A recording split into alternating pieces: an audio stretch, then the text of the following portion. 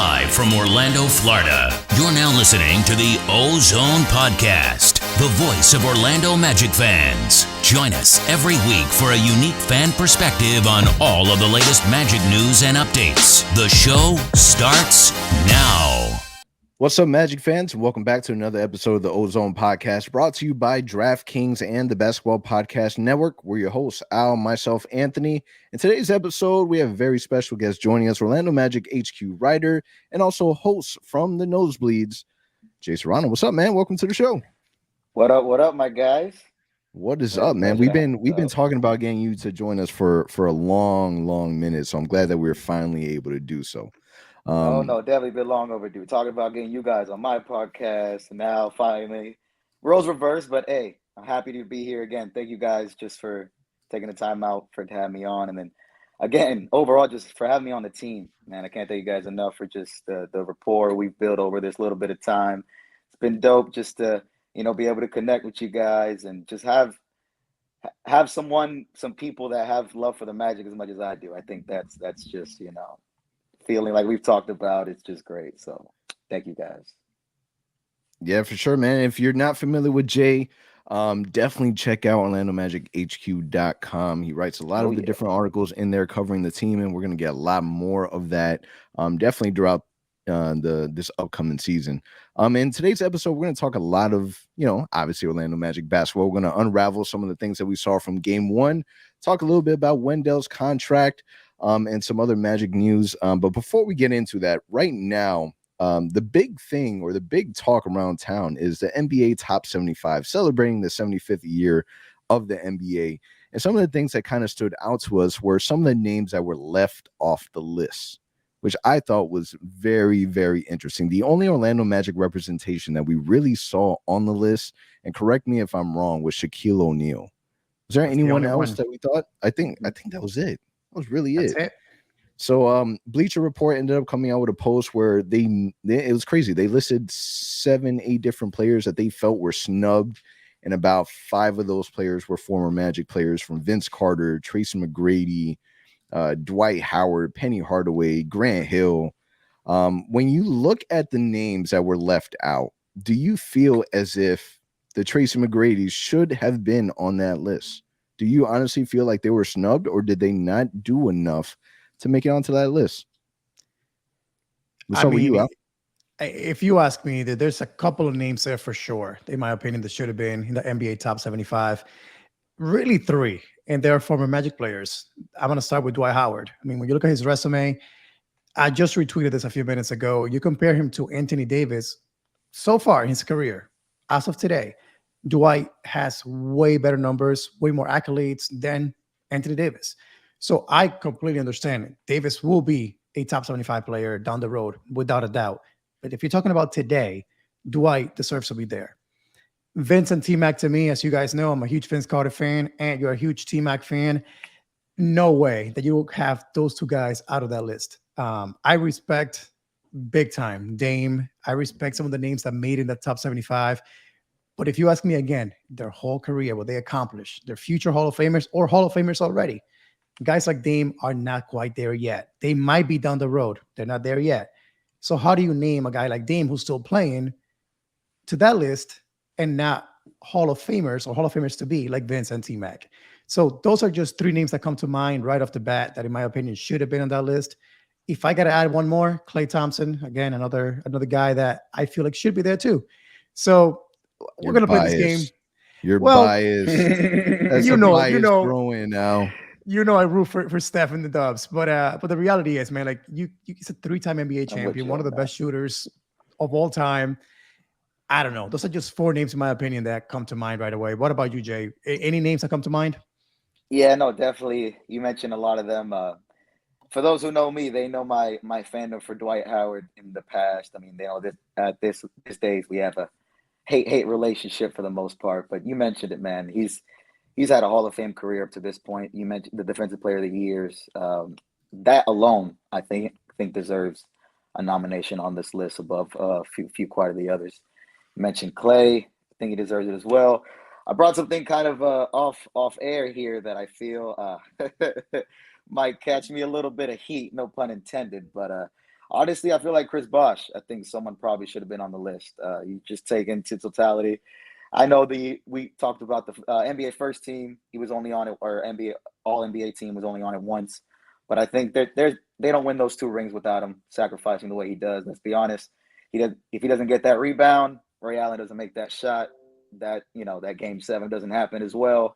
And we look at that as like a big moment in history as well. I don't think we can write the era of the 2010s or any of LeBron James's titles or those Wade titles without Chris Bosh as well. So I feel like if they're going to be in that list, just the totality of that and what he did before, especially in Toronto, I think those who remember, he was a beast. And he was a beast in an era when it was just a lot of power forwards. Like when I got into basketball, that was really my favorite position, like power forward. As small as I am, I love post moves and just that ability. I felt like that was just something that was always captivating about basketball. Like not just besides the shooting, like being able to just shake a defender, do all that stuff, post fade, everything. So I think he's one that if we're going to mention Dame again, somebody who's still playing, not to keep harping on him as much as, I think we all love Dame, let's be honest. But I think Bosh is probably one name I mentioned on there. Should be on it. Yeah, so this NBA 75th anniversary team was selected by a blue ribbon panel of media, current and former players, coaches, general managers, and team executives.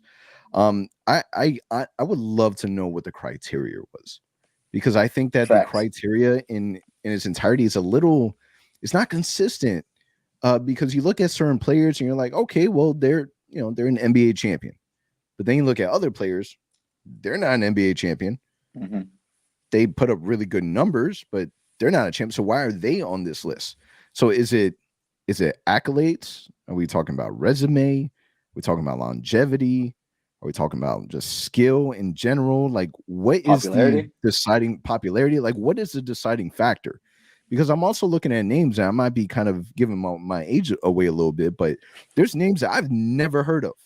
We're talking about players from the 1950s, 1960s, and granted, I feel confident in my NBA knowledge. I agree with the Elgin Baylors, I agree with the Kareem Abdul-Jabbars, the Magic Johnson, I agree with all that, but there's certain names that I just don't know. I don't know who Dave Cowens is. I don't know who Billy Cunningham is. Show me some tape.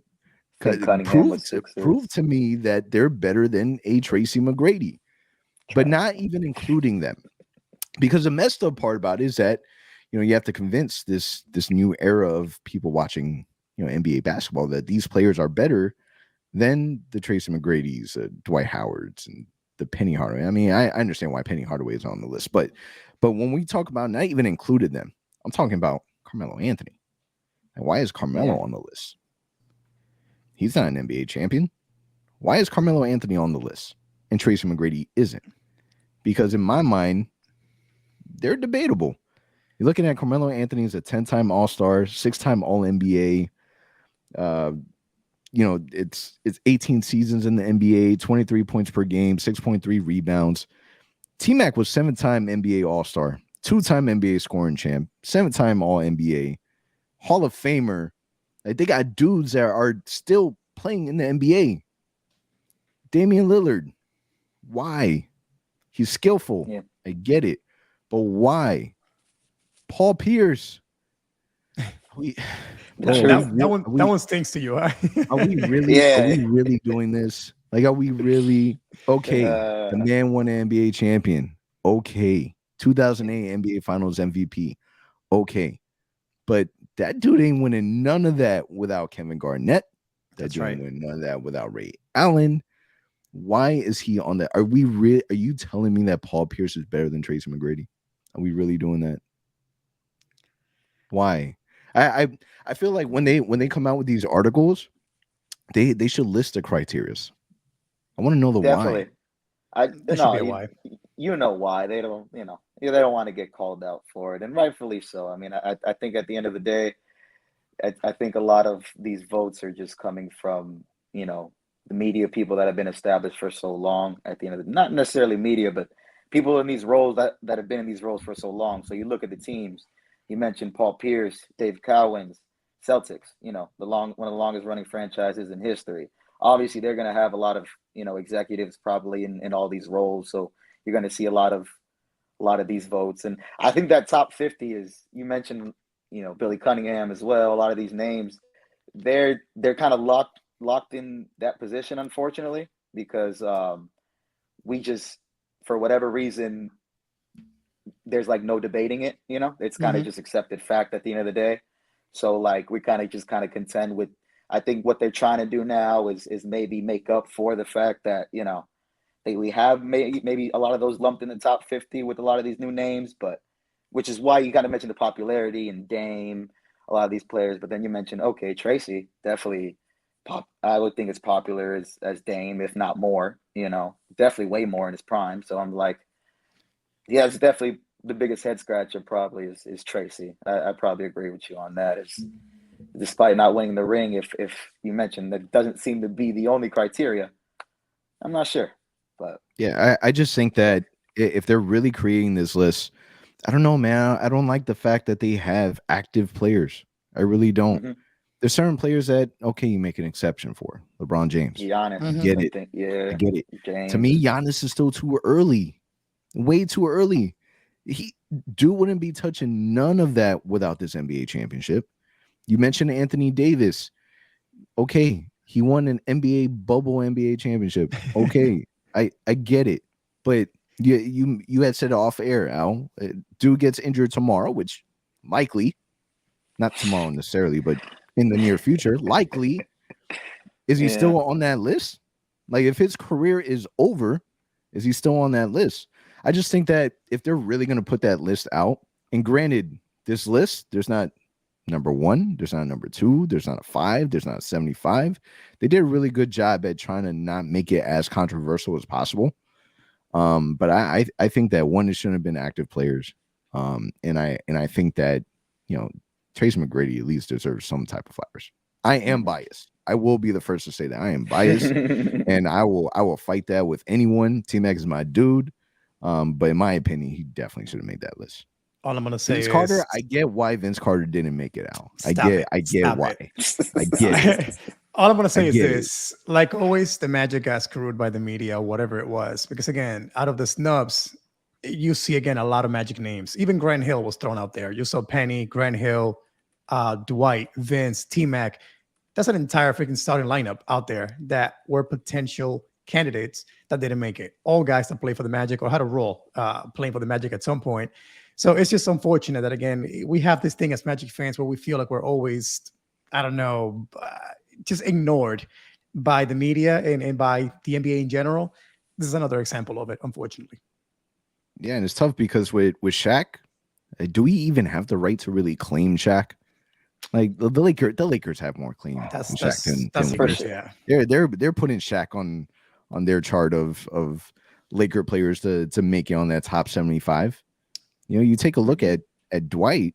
Yeah, Dwight may have won a championship with the Lakers, but they can't claim him. That is all the Orlando man. We're talking about 3-time defensive player of the year. Like, the dude is a monster. Back to back. I don't know. It's rough. I hate, man. ESPN drives me absolutely nuts with these lists. It doesn't make sense. Make it make sense. Now, we finally got to the point that's it, man. No more training camp. Preseason is over. We're back to regular Orlando Magic season. Like, it is here. These games count. Like, there's only so much experimenting that you can do. The fight is here. The grind, all of it. Now, granted, first game against San Antonio, I thought was a really good matchup for the Magic. What were your thoughts on what you saw in this game? Now, obviously, this game, the season opener, the Spurs, we unfortunately lost 123-97. Did you hope for a win? Do you care for a win? What were your expectations going into game 1, Jay? So definitely from the first half, I was definitely impressed with what I saw. Obviously, as the game went on, it definitely was frustrating. I think we were kind of texting towards halftime or third quarter, something like that. And you saw a little bit of the mistakes of a young team, I think, obviously. But overall, I think I'm encouraged with what I saw. I think what the growing pains and that I saw, I think were expected for the most part. I think I mentioned to you the biggest thing that stand out to me is I think just defensive positioning, the discipline. I think that's got to be something that needs to going to be hammered home. Besides Mo Bamba, obviously, I mean he's he's doing a hell of a job of just protecting the paint down there for sure. But I think just rookies and a whole new team getting chemistry together. I think just being in the right spots is something I noticed that they need to be doing a little bit more. But and then just with Suggs and just surprised how well Franz did, but overall just kind of playing within their roles. I think they just Suggs trying to do a little bit too much as he kind of did in the preseason, but he'll find himself. I think any overreaction to the contrary, I think is just a little bit too much. I think very encouraging with what I saw game one. That's what we do, though. We overreact from the draft. Sure. Oh yeah, from summer league. That's all part of being being a fan. It's part of the roller coaster. What about you, Al? man. So like Jay said, the first half was encouraging. We were down, I think, 11 points, which that was after a big run by the Spurs. So I'm like, hey, okay, we can easily make this a decent game in the second half. And we tried. We got to I think as close as 8 or 7 at one point. And then just the wheels fell off, man. The Spurs won a big run. We were down 20 plus, and we never came back. But unfortunately for me, I don't really count this as a game that I can judge the Magic on just yet. Gary Harris being out right at warm-ups. I'm not sure what happened, but apparently he tightened. Something happened with his hamstrings. He ended up not playing. That was a big loss because all of a sudden the Magic were scrambling to put a starting lineup and had to throw Jalen Suggs out there, who I guess was not feeling 100% still after being ill the last couple of days. So I think that just threw a whole mess for coach. And I don't know, man, like in my opinion, it's a game I'm not going to judge the Magic on just yet. It wasn't pretty. It's not what we hoped for. Some guys did really well. Mo Bamba, Franz Wagner did really well. That's all I'm going to say. I think it's a game that we want to forget about because, again, it's not really our team. It's not. We're missing 6 rotational guys right now. Like, this is not the Orlando Magic that were put together to play this season. I understand Markel and J.I. We know they won't be back for a little while. But the guys that were there yesterday, again, Ignis was playing like 20 minutes. I mean, it's not our rotation. So all I'm going to say is Magic fans are freaking out. They're already saying we're going to be one of the worst teams in the NBA. That may happen, but don't tell me that because of last night's games. We need to give this team a little more time. And also remember, the schedule is brutal for the Orlando Magic. Their first like 20 games, we play like 15 on the road. It's crazy against mostly playoff teams from last year. So it's not going to be pretty early on. You have to understand that. But let me remind you guys of all this. We wanted the team to be blown up and to trade the vets that have been here for a while. We did that. We wanted the young guys to play. We're doing that. It's going to take a little while. All I'm saying is be patient. Yeah. I mean, you bring up a good point. We asked for this. Yeah, everyone's saying develop. I mean, one of the biggest things from that people didn't like about Coach Clifford is that he always went with the veterans. You're playing your young guys. This is what you want. They're going to be able to learn how to play, learn from their mistakes from being in game. I think one of the things that really did surprise me is the starting lineup. And you mentioned that Suggs was still a little struggling with his illness, recovering over that. Gary Harris last minute wasn't playing, so they ended up throwing Suggs in the starting lineup. So we ended up starting off with Cole, Suggs, Franz Wagner, Mo, and Wendell. First and foremost, I'm going to give myself a pound on the back. Kudos for guessing Mo and Wendell starting in the lineup together. But I thought I was surprised with the lineup initially because before they announced Gary Harris, I was like, man, are we really starting Franz and not Suggs? Didn't see that, sickness or not. And I didn't see Franz Wagner starting. I didn't see it like at all. I thought they were going to solely bring him in off the bench. I thought that they would have started Cole, Suggs, and Gary Harris playing that 3, or Terrence Ross. I thought one of them was going to hold that 3 down before I thought Franz Wagner was going to start. So the fact that he was starting was a surprise, but I really liked what I saw from Franz Wagner. I think this was the very first time at any game that I've saw that he was as aggressive as he is. We talked about how great he is at doing things away from the basketball, but I think that we really got a chance to see that, live in game where it really mattered and counted.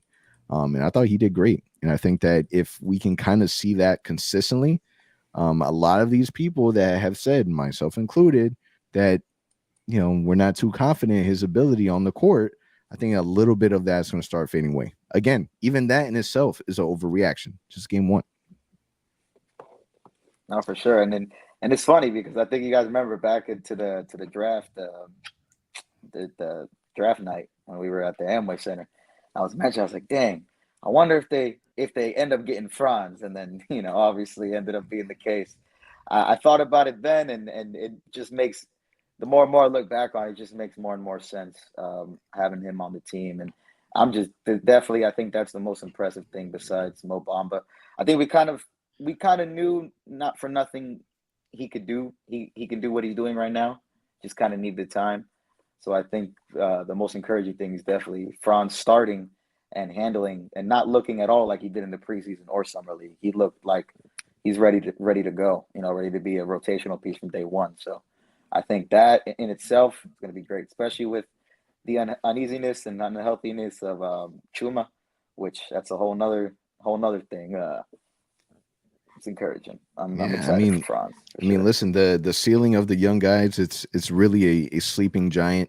The sleep is going to be a long ass sleep for sure. It's going to be hibernation. Hibernation, super hibernation. So it's going to take a little patience. It's going to take a little time. But definitely excited with what we saw from Mo Bamba. Mo Bamba led the team with 18 points, 4 rebounds, 4 assists, 4 blocks. Like, the dude was energetic and he was all over the place, especially in the first half. It was a lot of fun to watch. I'm a little worried about, not necessarily worried, but confused about Wendell Carter, just because he didn't really play all that much. And I saw a couple of things online where they were saying that, he had some type of heating pad over him. So there was a little concern of whether or not, maybe he sustained an injury or there was something bothering him and they didn't want to push him too much. But the fact that, Ignace played, just as much as Wendell was a little interesting. I know that Coach Mose is still trying to figure things out. Obviously, a lot of injuries is kind of hurting the teams in that regards, but the rotation, there really wasn't a rotate. Everybody played.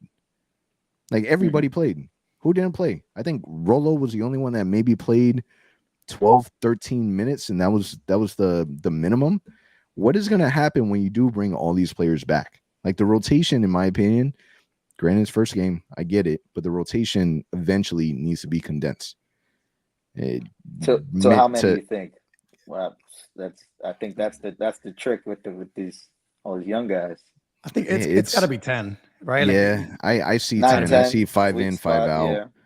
I would want it to be lower because you really want your starters to be playing 25, 30 plus minutes. Like, you want 30, them to play that amount, at least minimum 30. Absolutely. So I get the swap out, the 5 and 5. I see us doing that. But I just hope that, it needs to be condensed. There's way too many players playing. And I think the biggest thing is that Wendell Carter, not for nothing, has been the most reliable player that we've had preseason, and now even yesterday he put up good numbers in 19 minutes. So you got to find a way to give him minutes and get him on the court. Mo Bamba and him starting for now, I like it. It's working. But at some point, you got to sub out one or the other and have one on the court at all times. You cannot go having Rolo and Mo Wagner out there as your backups. Like, that's never going to work. Yeah. You have to have Mo Bamba or Wendell out there. Someone made a good point. Wendell probably would have played more if the game was closer and it wasn't such a blowout in the fourth quarter. So 19 minutes, add 6 or 7 to that. If he would have played in the fourth, he would have ended with 27, 26 minutes. So I think that also played a factor. The fact that we were down 28 points in the fourth quarter, he never went back in. And he did show at some point that he was struggling with something. We don't know what it was, but he was in pain, it feels like, at some point in the game.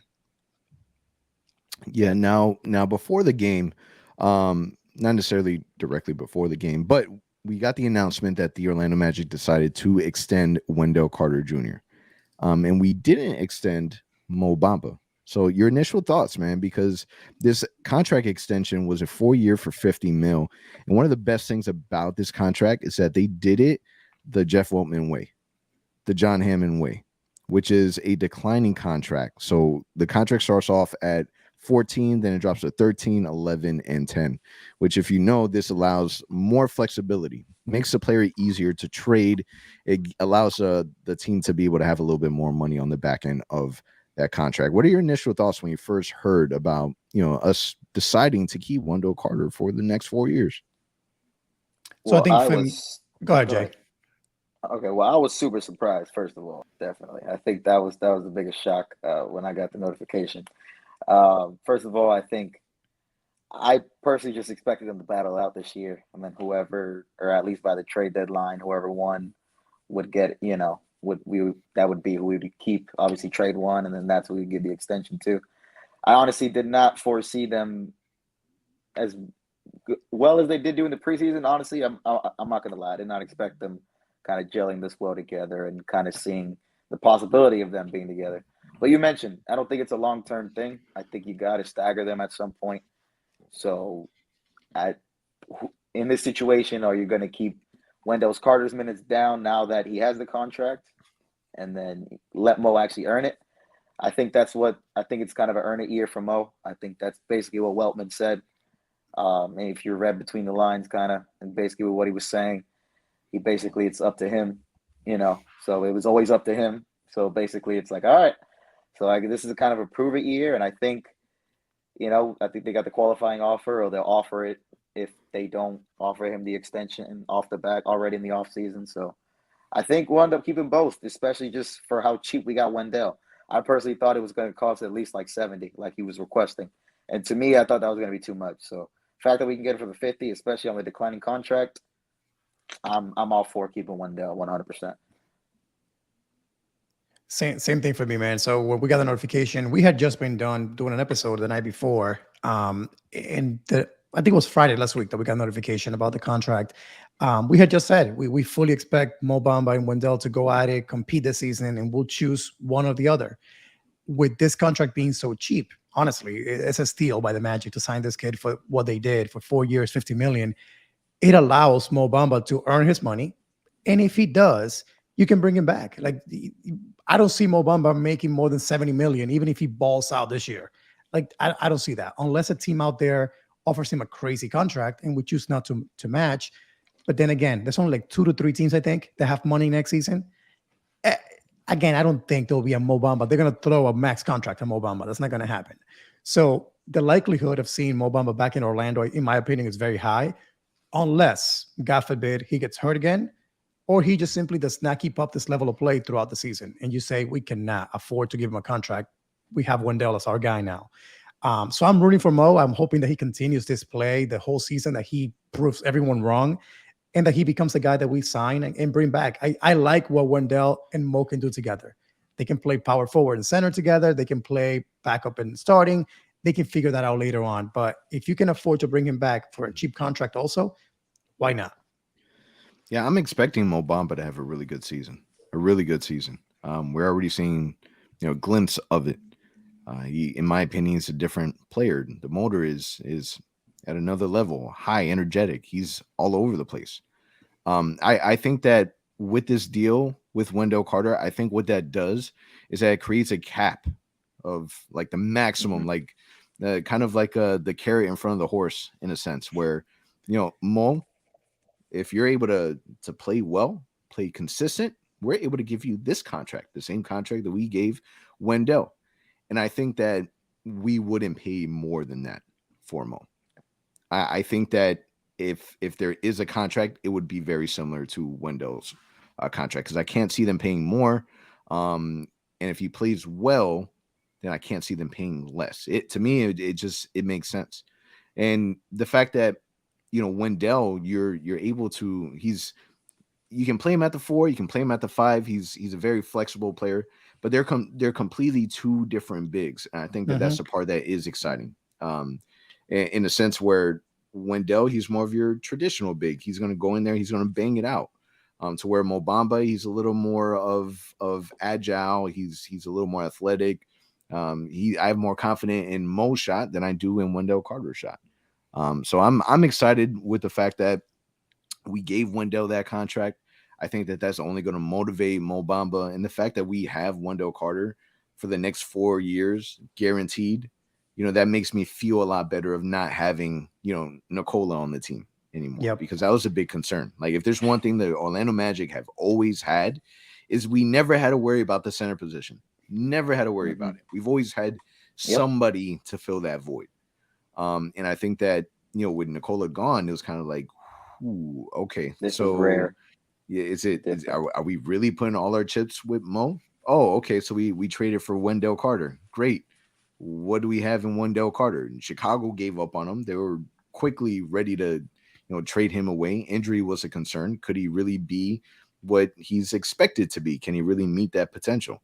And I think that from the little time that we've seen, because it hasn't been that long from last season, I think that he's definitely deserving of the contract that he had, and we didn't overpay. I think Jay, you just said it. The rumor that was going around was he was seeking for a $70-80 million contract. It was kind of like, whoa, who's paying him that? That's a lot of money. Are the Magic really going to pay him that much? I thought so. That's rich. And one thing that I love about when it comes to like contract talk is I love how like, fans in general, they don't want to spend the team's money. They're like, no, we can't afford that. That's too much. Right. No, we're making it sound like we're all paying a donation from our bank accounts. Like, no, we can't pay them $70-80 million. As if in the NBA, $20-30 million is a big difference. It's our tax dollars at work. I'm saying. So definitely exciting for Wendell Carter. Now, the Orlando Magic recently have been throwing out teasers. And the social media team been doing a really good job. I'm a big fan. Like, we went from being to like really being entertaining. But they came out with a teaser for the new City Edition jerseys. What are we hoping for? And Jay, we'll start with you. What are you hoping that the Magic do? Man, I know this is not what they're doing, but future thought, I felt like as the city, as much as I do love the orange, I feel like something they should eventually incorporate is maybe go with some purple. And I mentioned that, Orlando City. And if you look at Orlando, there's a lot of purple as much as there is blue. I feel like that might be a good way to go in the future. But as far as what now, I honestly really liked last year's ones. So as far as where they go from there, I think they might just hone in on keeping in with the classic, pinstripe look. And I think they might hone in on either that or maybe go with, little stars and stripes kind of thing with maybe the orange, little homage to Tracy and them. Since they did the old school last year, this could be, next era, and then try that orange. I think either of those would be pretty dope. They went that way. Interesting. Al, what about you? For me, just spell out Orlando completely. You know how last year they did that ORL? Like, if they would have done Orlando, that would have been like amazing for a City Edition jersey. Let's start with that. What drove me crazy about that, Al, is the fact that, listen, we utilize like the star for A. Like, we utilize that. And we've marketed that. So the fact that it was ORL and then the star, like, it was just really hard for me not to read Orla. It was really hard for me not to read Orla. Like, I get the star at the end, but bro, it didn't work for me. I was not a fan of Orla at all. So I was hoping that we would go away from the orange too, Jay. But it seems like on that teaser that we saw with Markel seeing the jersey at the end, it was coming soon in orange. So I think the orange is here to stay for another year. We saw some mock-ups of what it may look like. We posted on Orlando Magic HQ. I don't know if it's official or not yet, but it looked nice. I don't know how I feel about that gray, though. I'm over that gray. I'm a big fan of white and black. White and black, yeah. But I'm not a fan of that gray, especially with pinstripes. I just don't know. I'm not a fan of it, so I hope that's not a finished product. But again, if they spell out Orlando in the front with an orange in there, that would be dope. And the backstory behind that gray is that gray was more of a color that Nike chose. Like, the Magic didn't even want that gray. And ESPN was like, "Hey, I think this would be better," and that's what they decided to do. I am so over the orange. Like, I'm happy that we took the risk. I'm happy that we like went full fledged, did it for a couple seasons. Like, I'm happy that we did that. Tired of it. Like, I'm ready for something new. And to your point, Jay, we kind of did the purple a little bit. You remember the space uniforms? A little, yeah. It was incorporated a little bit. True. Yeah, I mean, I think that in my opinion, I really enjoyed the earned jerseys that we got, which was a secondary logo, but then we had like the Tracy McGrady stars on the side panel of the uniforms. Yeah, the one that you have right there in the background. That guy. I like those. I thought those were clean. I thought they were Very loud. clean. Like that was but again, me being biased, Tracy McGrady's my guy. Yeah. I enjoyed that era. And I was hoping that we would kind of embody that era just a little bit more. I pinstripes. You gotta do the pinstripes. I hope that they just incorporate. I hope they get creative. But I just feel like the orange has gotten to a point where we've already did that. Let's try something else. Anything else. The good thing is that apparently, based on what we saw, Markel liked them. I'm gonna trust Markel. Yeah, Markel called it saucy. So whatever it is, it's to me, saucy sounds like there was just too much orange. Like I picture like a mess of sauce everywhere. Yeah, I think it might be too much orange. I don't know. Hopefully it's not an all orange. That would be or a primary orange. But that's the only thing that we haven't done. True. So that we haven't done that. Yeah, because the initial was the charcoal gray, and then it turned into the white with the orange pinstripes. But we haven't done like an orange jersey per se. So maybe that's that. The only drawback that I have with the uniforms is, so the first season of the city edition, the orange, we had the matching court. Yep. The second season, we changed the font. That's where we added the Orla. But we kept the same court from the first season. So now the jersey and the font didn't match the court like at all. It seemed off. They tried to blend it in a little bit with the arena and having the new font and things like that. But man, I didn't like that either. That's why I'm hoping that after this season, that's it. No more. Stay away from the orange. I'm done. Agreed. Yeah, maybe they can make gray, like Orlando Magic gray as the primary color. I don't know, because I used to own a jersey back in the day that was a throwback, but it was a gray jersey with the white pinstripes. So like, was it blue? You remember the sleeve jersey we had? You like that kind of gray? I hate those. No. But yes, that kind of gray. That kind of gray, but not the Stay sleeves. away from that. No. We agree on that. All right, now Friday is going to be tomorrow. Today, you guys will be hearing this episode today. So today they'll be having the our first home opener against the New York Knicks. We're going to get a chance to see Evan Fournier back at the Amway. Now the Magic did list Chuma, MCW, Etuan Moore, J.I., and Markel on the injury report for that home opener. What are your thoughts on all the injuries? Is it precautionary? Don't forget Gary Harris, as of right now. Questionable. So what do you think of all the injuries? So this is my take on it, man. Like, I don't know about you guys, but I really was happy when the season ended last year. I'm like, listen, this year sucked. Let's be real. Like all these injuries, the pushing for us to lose games. Like as a fan, it really hurt. Like, yes, I was pushing for losses, but the injuries it got to be too much. So when the new year started in training camp and all that, my mindset was new year, healthy team. Again, J.I. Markel, we know what the situation is with them. We get it. MCW, it is what it is. But now we're adding Etuan Moore, Harris, Okiki, which by all that we heard wasn't nothing major. But this guy's been now close to a month since training camp started, and he's still not on the court. But yeah, on videos, he's out there training and he's shooting and he's running with the team. So I cannot comprehend for the life of me what's going on with J.I. Let me be honest about that. And two, Okiki, we're getting no updates. Like all we hear is, we're not going to push them. We're not going to push them. Mm-hmm. Okay. But as fans, we deserve to know more. Like, hey, like what is the time? Like, give me an idea. It's a Christmas. It's a 2 weeks. It's at a month. Because again, Okiki on practice is out there. He's doing all the drills and stuff. So he should be on the court. And we need him. And like our power forward position depth right now is weak. So my opinion, man, it's painful because I'm really excited to go to the game tomorrow, home opener, but it hurts knowing that half of our team is not playing. It's not the same anymore. So that's my take on it. It's discouraging, but what can we do? Definitely. I'm with you on that. The injuries definitely kind of take away a little bit of kind of pop the air out of the bubble a little bit per se. But I think still it's exciting.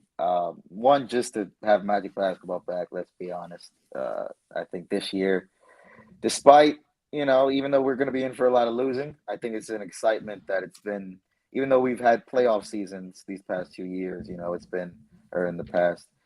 I think now is probably the most exciting year. I think for me in the last like half decade or so, or honestly, probably decade at this point. Pretty much since Dwight Howard left, I think this is the most excited going into a season I've been. Because even with when we made the playoffs a few years ago with Fournier, Vooch, and all them, you felt there was a ceiling, and you felt we were kind of already there. We kind of hit our ceiling. I feel like now possibilities are endless. It's just a matter of health, and it sucks, but I'm excited to see Fournier kind of come back. Maybe not perform as well as he did yesterday. I don't foresee that happening, but I don't think we're gonna boo him. I think Magic fans will cheer for the most part. I think we'll boo him. We'll get some. No, I think we'll get so. some. I think that everyone's true colors are going to come out when it comes to Evan Fournier. You know what the funny part is, though? I feel like Knicks fans are going to overshadow Magic fans. It's going to be a lot of Knicks fans out there. And they will cheer louder for Fournier than Magic fans. Yeah, it's unfortunate, but it's true. That might be right. So for the listeners, actually, I work also with the Magic. I'm also one of the box office leads. So, I see people, and to the point, that is more than likely 80 to 90% of the people that come up to buy tickets are fans of the other teams. They're not Magic fans, unfortunately. So it's tough when you see it. Especially can't you just turn them away? Like, no, I'm sorry, I can't sell you a ticket. I try to. Or give them a ticket. Give them a ticket with a barcode that doesn't work. One of those. Right? Just rejected one. No, for the Heat fans, I think I pretty much refuse to sell to them. I will let them go to somebody else. Or now I'm a supervisor. I don't got to sell to them. I'll be like, hey, I'm not dealing with them. You go to somebody else. I make sure I make it a joke with them, but I think it's. I think now this year, to the point of everything, I think we'll have more Magic fans than we've had in quite some time. So. At the end of the day, I'm excited to see just how the whole home opener looks, and that'll be a good barometer of just how things go from there. So, yeah. So you obviously don't want your players to be injured. Like, you want everyone to be healthy. At the same time, just trying to think of the positive from it, I'm okay with them taking their time. The only one that I would really want on the court right now, this very second, is Gary Harris, because I think that having a starting lineup where you really don't have the vet. I think that makes it challenging. Terrence Ross is going to be your spark plug off the bench, but he can't be the only one. It can't just be him and Rolo. And it makes it really, really hard for the young guys. You want them to be able to compete. If you're already on the tank side, you're already losing because it's a really long season. You want to see your team be able to compete, go out there, play hard. Whatever happens at the end of the game happens, because again, they've already put the focus on player development. We got that. But in terms of Chuma came to us injured. We drafted the guy with only one leg, legitimately. Jonathan Isaac. I'm not rushing him. We rushed him. He got hurt, and then we go an entire season without him again. Markelle Fultz is hands down, easily, by far, our best point guard on this team. Easily. We've seen it. It's proven. There's no debate. Best point guard on the roster. With that being said, I guarantee that the team will flow way better with your best point guard on the roster playing, because he's so good at handling the ball. He's so good in transition. He's so good at being able to put people in the right place. But at the same time, you don't want to rush that man. Take time. We want to be able to transition Jalen Suggs to where he can be successful. And this allows for Suggs to be able to play, hopefully, the 25 to 30 minutes. Same with Franz Wagner. It gives him an opportunity to be able to play way more with these guys out. So I see the positive side of it. I'm okay. Don't rush. Just bring back Gary Harris. Now, transitioning into our pass or shoot. If you're familiar with our pass or shoot, Jay, pretty simple. Pass if you disagree, shoot if you agree. The very first topic. there's been a lot of fans that have been very, what's the right word? Very opinionated on Jalen Suggs, negatively opinionated on Jalen Suggs' performance. Based on what we've seen so far from Jalen Suggs in preseason and in the season opener, should we be concerned about Jalen Suggs? Man, Magic Johnson, no look pass, bro. I think it's like I mentioned earlier. I think we need to relax. To your point, yes, I think we do need to look at certain things and do have some weight behind them. But I think the overreaction to Suggs, I think is already too much, especially from Raptors fans. They got a kick out of last night, I'm sure, especially with that whole Scotty Barnes thing. But I think definitely passing on that, man. He's gonna be fine. Obviously, how you mentioned, he was probably still coming off that that illness. Not really sure what it was. They never mentioned it. Just mentioned it was non-COVID. Might have been a stomach bug or something. But yeah. We don't. So it's like at the end of the day, I know me, a stomach bug for me, when I've had, stuff like that, it's lasted more than a few days, So at the end of the day, also, sure he's expecting he was coming off the bench. They're going to get thrusted in the starting lineup. At the end of the day, rookie or not, playing basketball your whole life or not, that's still an adjustment if you were expecting one way or the other. So I think he'll be fine. Game 1, I think if by, game 30, we're still seeing a lot of this, okay, I think maybe, we might be a little cause for concern in the sense of maybe we, need to kind of maybe bring him off the bench and maybe, slow him down or whatever the case is. But I think right now it's way too early to kind of think that way for sure. Same thing with me. I'm going to pass. It's an easy one. Just to compare, a guy that we could all agree that we all wanted the Magic to draft was Jalen Green, right? A guy that we all had number 1, I think, in our draft boards. Jalen Green debuted yesterday for the Rockets, 9 points, 4 rebounds, 4 assists, 4 out of 14 from the field. Not only that, he shot, I think it was 28% from the field in preseason with 20% from 3-point range in preseason. So what we wanted in Jalen Green hasn't been much better than what our Jalen Suggs has done so far. That's not to say that's going to say the same. Jalen Green will be a monster in this league. I really expect that to happen. But when it comes to Jalen Suggs, man, he's a young kid. He's figuring it out. He's a point guard, which again, at this level, the game goes so fast, it takes a little while for the game to slow down for you. So I keep telling people, give this kid 20 games, give this kid 30 games, half the season. If by the second half of the year you see him shooting, 3 for 14, like that type of shooting night, then we can talk and we can talk about, hey, what's going on here? But as of right now, if you look at the shots he's taking, for the most part, they're wide open looks. They're nice step back jump shot where he's wide open. He's missing layups at the rim, which means he might be rushing it too much. So in my opinion, slow down. My keyword today has been on Twitter and any social media that I'm talking to Magic fans, patience. And that will still be the word of the year, patience. Again, we're not going to all of a sudden see Jalen Suggs average 30 points a game. It's not going to happen. So slow it down. He'll be just fine. Yeah, super pass. It's game 1. Relax. All right. There's moments that even I have said, damn, it'd be nice to have a summer league Suggs game. Like it'd be nice for him to ball out. It's game 1. The season just started. He has to get acclimated to the speed of the NBA. It's completely different than college. I wouldn't know that by hand, but that's what people tell me. So when you take a look, if there's one thing that really stood out to me about Jalen Suggs is the fact that at the very least, he's aggressive. He led the team in shot attempts, shot 14 times. Of that 14, he only knocked down 3. So the percentage isn't where we needed to be, but at least he's being aggressive. The second leading person on the team was Cole Anthony with 12 shots. So we at least have that going for us. The difference between us saying, oh, he's struggling is those shots going in. He's taking okay shots. There may be some times where I'm just kind of like, man, you could have just, stepped a little bit closer, maybe did a pump fake here and there. But I think that at the very least, you want him to be aggressive, and he's at least doing that. So I think from that perspective, there's still a lot to be excited about. And I think that you bring up a good point, Al, when you talk about Jalen Suggs, when you talk about Jalen Green, so many Jalen's. Jalen Green, talk about Scotty Barnes. Like a lot of these players, they didn't have a really great debut either. Only Mobley, pretty much. Yeah, what was his stat line? What was his stat line like? I believe he had 18, 17.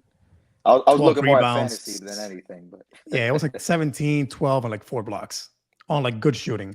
You know who killed it though? Indiana Pacers rookie Chris Duarte. He dropped 27 for the Pacers yesterday. But yeah, like that's the guy from Duke. No, he's Dominican though. I'm gonna take that. It's my guy. Go ahead, take the pride. But no, like Davion Mitchell had 2 points yesterday. Mm-hmm. Who was the other one? Bouknight, who we all wanted, didn't even see the court. Kispert, shooter from the Wizards, didn't see the court. So again, even you talk about Scotty Barnes, he ended with a decent 12 points, 9 rebounds, but he had 6 turnovers. He didn't shoot the ball well from the field. So again, it's way too early, guys. And this is going to happen all year long. We're going to go and look at how the Magic did and then compare it to what another rookie did. Like, it's going to happen all year long.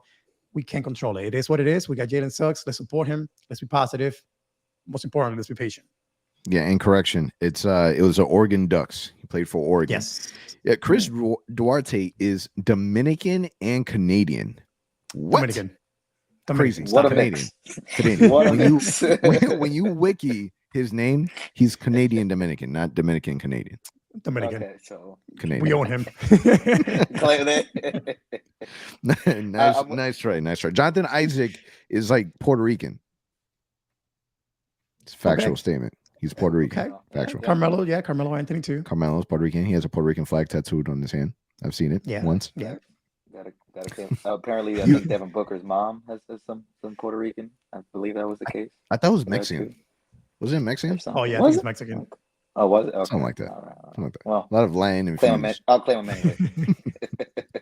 All right, the next one. Franz Wagner looked better than expected on the season opener. Stephen Curry from the logo for sure. You're shooting. Got it. Great reference. Yeah. Amazing analogy. Simple with that one.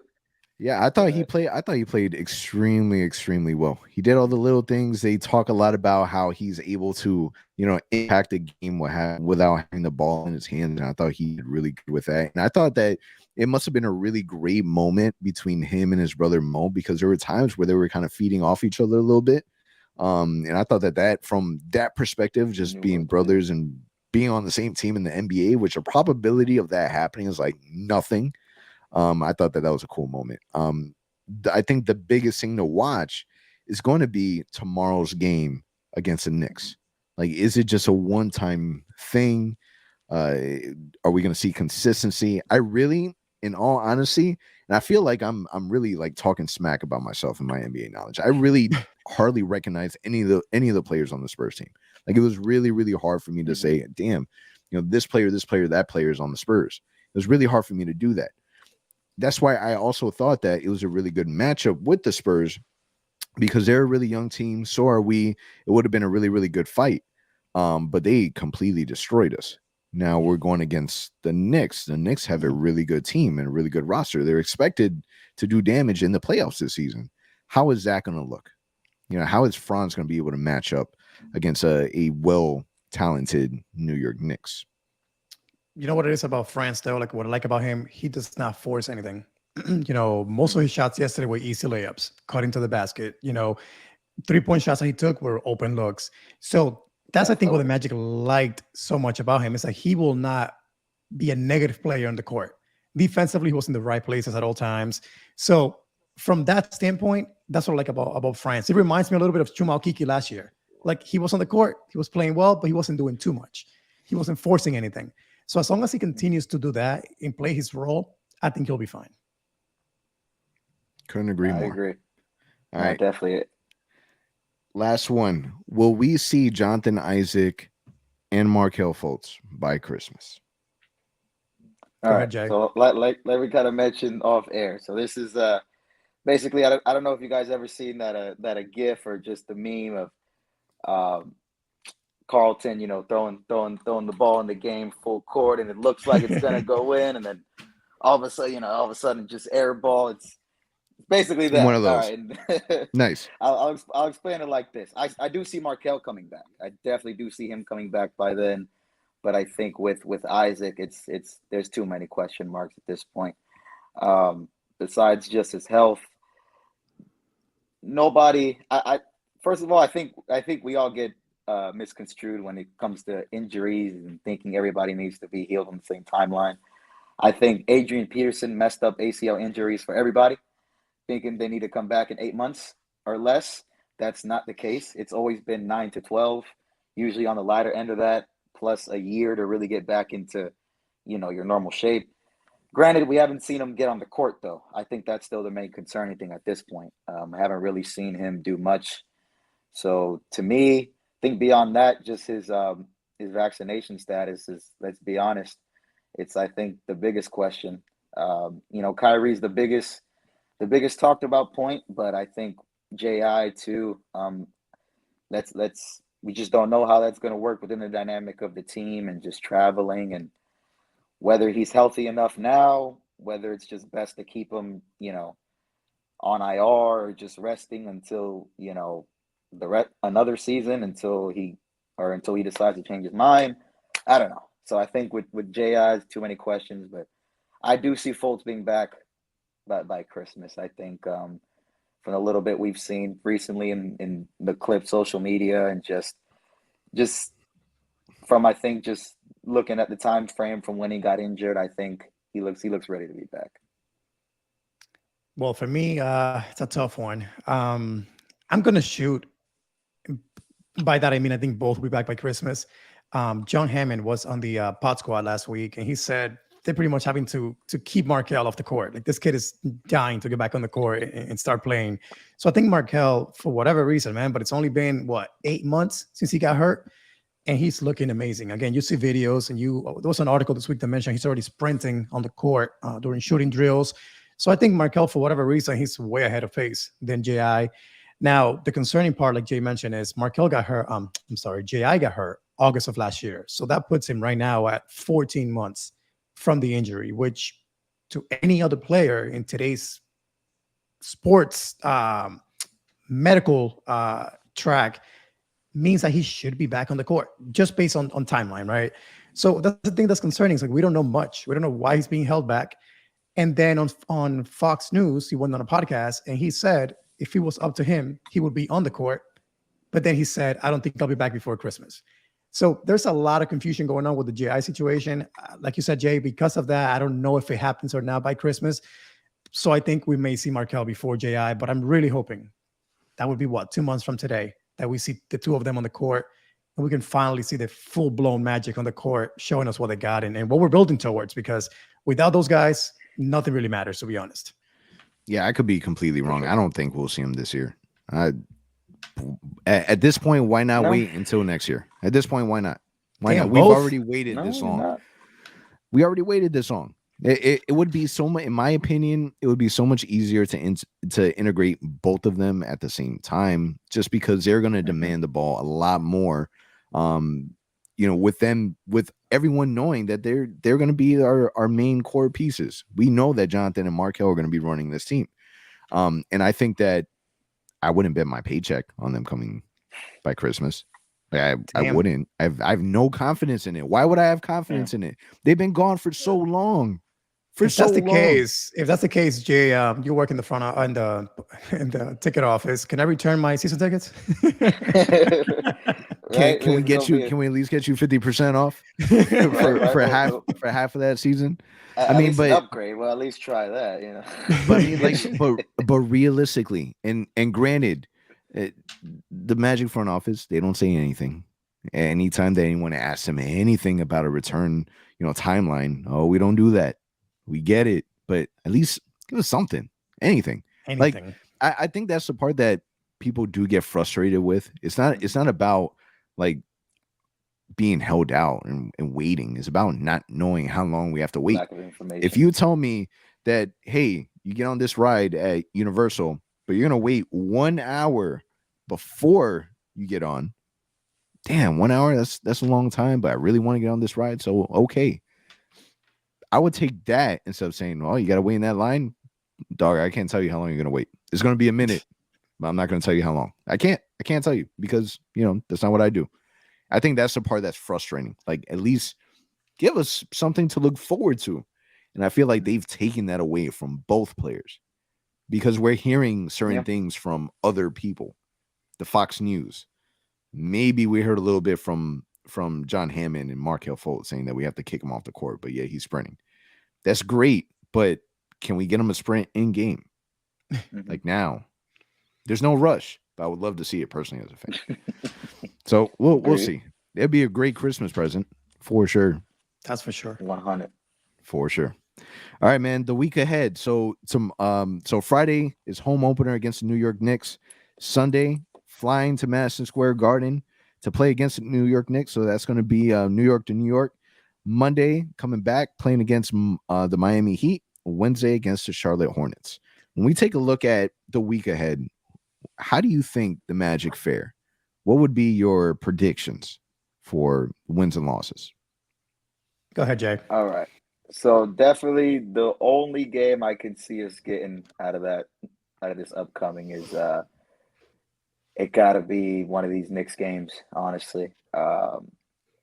Definitely I just think they're, especially with Fournier coming back, he's gonna try to do a little bit too much. I think we all know how Fournier gets. I think we have a good history of that. I think he's gonna do a little bit too much, and I think we can end up maybe squeaking out one of those victories. Other than that, I'm most excited for that Heat game, but they're gonna come out with some fire. So I think recently we've had their number, so I think they're gonna come and try to, now with their finals aspirations, gonna try to kind of knock us out. But overall, it's this beginning of the season. It seems like a lot of tough games beyond this stretch even. But I think just as the season goes on, we're going to show that we're going to be competitive despite the end result being a lot of losses. I think it's going to be very encouraging just seeing how the team develops. So it'll be a tough week, but I think overall I'm excited. So for me, what is it? 4 games. I mean, the Magic have always done well on home openers, like their first game of the season at home. The excitement, the fans, it's usually a sold out crowd. I would buy into winning tomorrow or today. So those listening today on Friday, if Gary Harris and Chuma were playing. Now, since they're not, we're going to throw out there again the young guys and the 12th man and 13 men on the bench. I can't see that happening. So for me, unfortunately, not to be negative, I see the Magic going 0-4. So that would be an 0-5, 0-5 start to the season. Yeah. Oh, bro, it's going to be rocky. We know it's going to be rocky. If we're just comparing talent on paper, like, we don't stand a chance. But it's New York, Miami, Charlotte. Did y'all see LaMelo go off? Like, you can't sleep on the Hornets. The Hornets got a decent roster. Miami Heat. I hope that someone bangs it up with Kyle Lowry. That would be fun for me to watch. But in terms of wins and losses, I think that from a fan perspective, you can't worry about wins and losses. I know that it's hard to do because that's how our minds are triggered. We want to be able to say that Magic win 30 games this year, 25 games, 20, whatever. But I think that we have to be able to compare how Jalen Suggs, how Franz Wagner look like now compared to what they would look like at the end of 82. And I think that that's the most important thing. Forget about wins and losses. Be prepared that there's going to be way more losses than there are wins. The week ahead is going to be bumpy. It's not going to be pretty. Yesterday should have been, in my opinion, a game that we won against the Spurs. Did not happen. Moving on is going to get harder. You mentioned it, that the first 20 games are going to be rough. It's going to be tough. And I think that that's something that everyone needs to be prepared for.